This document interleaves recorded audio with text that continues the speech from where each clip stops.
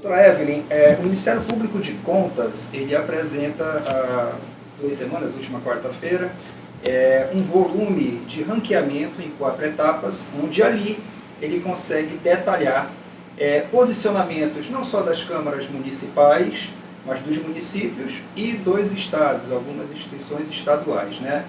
Mas números alarmantes se apresentam dessa leitura e que é de forma positiva e de suporte para essas instituições, né? Como, por exemplo, a quantidade de 52 municípios estarem em condição crítica, né?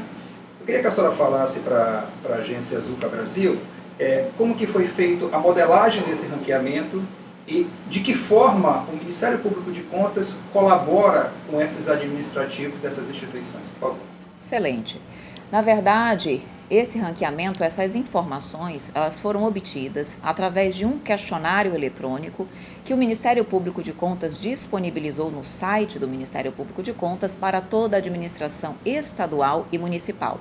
Nós demos um prazo de 60 dias para que a administração preenchesse esse questionário esse que vai estar em breve também à disposição do cidadão no nosso site. Então, a partir desses dados, dessas informações prestadas por cada ente, o ranqueamento foi realizado. Nós percebemos que, embora tenhamos dado um prazo que nós consideramos ideal para a administração pública estadual e municipal responder, nós observamos que houve muitas prefeituras e câmaras municipais que não responderam ao questionário, de modo que, em função disso, obtiveram realmente uma pontuação 0, uma pontuação crítica, em função desse trabalho, dessa ausência, na realidade, de participação desse trabalho. Mas o Ministério Público de Contas, nós não objetivamos, nesse primeiro momento, uma atuação repressiva. Nós, na verdade, queremos ter uma ideia do panorama do controle interno estadual e municipal, a partir daí atuar de uma forma, realmente numa atuação de orientação, buscando capacitar os gestores, buscando auxiliar na estruturação e no aprimoramento do controle interno, para que no próximo ranqueamento nós já possamos ver uma mudança desse resultado. Agora, se nós percebermos que o gestor ele não envida os esforços necessários para aprimorar o controle, aí o Ministério Público realmente precisará atuar de uma forma mais repressiva e menos pedagógica. Doutora, a gente percebe aqui dentro do ranqueamento que a senhora acaba de nos passar que órgãos estaduais, como por exemplo a Assembleia Legislativa, Tribunal de Contas do Estado, Governo do Amazonas, tem um grau elevado, né? Numa pontuação máxima de 1.076, que assim foi passado. Mas, por outro lado, nós temos aqui um número que alarma verdadeiramente, que é de 62 municípios, 52 municípios estão na condição crítica, né? E apenas 3, que eu posso até pontuar aqui, Prefeitura Municipal de Uarini, Tefé e Coari, num grau de pontuação elevada, né? Partindo também para as câmaras municipais, de 62 câmaras, 61 em condição crítica, salvo Câmara Municipal de Uarini, que está na condição, na classificação de deficiente, né? Por que essa evasão em pontuação? Eu posso classificar isso num primeiro momento realmente como uma falta de interesse e diligência do gestor. Nós percebemos que o gestor, de uma forma geral, ainda visualiza o controle interno como um empecilho à gestão. Ainda verificam ou entendem que o controle interno está lá para fiscalizar o gestor.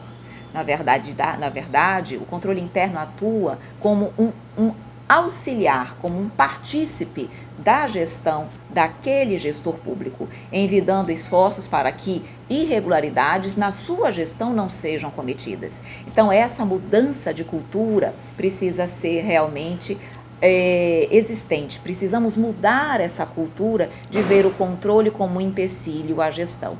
Então, considerando que nós observamos essa evasão muito grande das prefeituras e câmaras, nós vamos agora, nesses primeiros 6 meses, inclusive, já iniciando em março uma atuação mais efetiva, nós vamos fazer uma semana do controle interno, onde nós vamos, durante uma semana, dar cursos de capacitação, e não apenas a parte teórica, mas essencialmente prática, Pública, mostrando como auditar, mostrando a relevância do controle interno para a boa administração pública. Até porque um controle interno bem estruturado e funcionando, ele é fundamental para se evitar a corrupção.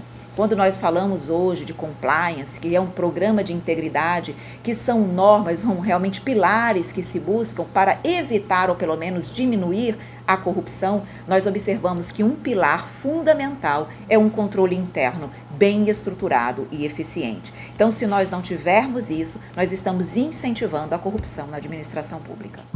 Maravilha. O compliance está agregado à lei anticorrupção, né? Muitas empresas hoje já praticam isso, principalmente no Sudeste, é uma prática comum e é uma prática que está chegando a empresas aqui no Amazonas, né? Pelo que se entende, o Ministério Público de Contas vai buscar adotar, frente a essas instituições, esses órgãos, não só o compliance, como a lei anticorrupção, para que tenha benefícios para a sociedade, né? Com certeza. E o nosso objetivo, é importante destacar que não é apenas buscar o compliance para as empresas que contratam com a administração pública, mas nós termos o compliance na administração pública. É importante que todos os poderes, Tribunal de Contas, Ministério Público, todos os entes tenham compliance na sua instituição. Inclusive, eu informo que esse mês mesmo de dezembro, nós propusemos uma resolução junto ao tribunal para que o compliance, o programa de integridade, seja implantado no próprio Tribunal de Contas, não apenas para com quem contrata com a administração. É importante que nós estejamos adotando medidas em todos os polos para evitar que a corrupção exista.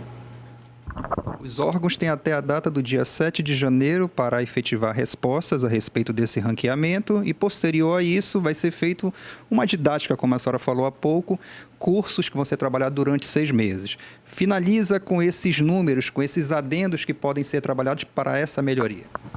Exatamente. A partir do dia 7, nós vamos analisar as informações recebidas, vamos promover ainda em janeiro a republicação do ranking do controle interno e a partir desses dados nós vamos trabalhar as medidas realmente corretivas e de auxílio para o aprimoramento desse ranqueamento, até o segundo ranqueamento que deve sair num prazo de 6 meses.